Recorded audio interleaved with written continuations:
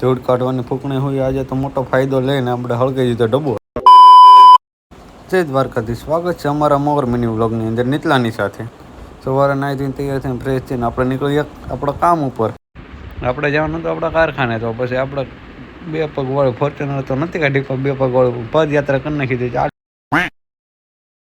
કારખાને સૌથી પહેલાં જઈને આપણે તો કાપી નાખ્યો પાઇપ, અને આપણે બોલી દીધી બાકાજી કી.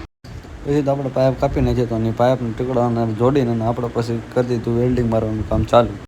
આપણે કરવાનું તો પેટીમાં ધુવાડો, કેમ કે આપણે આગળ નહોતું બાકાશે, અને પછી રોડ હોય કરી દીધું હતું ચાલુ.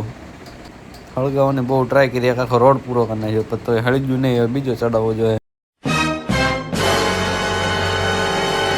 પછી તો મિત્રો આપણે ફાઇનલી ડબ્બામાં હળગાવી દીધું બધું.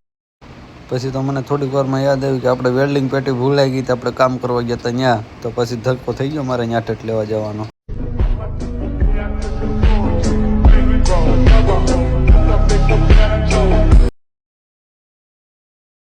પછી તો આપણે પેટી ઢૂંઢતા પછી પોગી જાય એના લોકેશન, અને આપણે લઈ લીધી હતી પછી પેટી અને સામાન બધું હંકેલ. પછી પેટી લઈને આપણે માં ઓગળતા નીકળી આપણા ઘર બાજુ. અને આજનો વ્લોગ આયા સુધી જ છે આપણે, અને મળશું આપણે આવતા નવા મોર મિની વ્લોગની અંદર.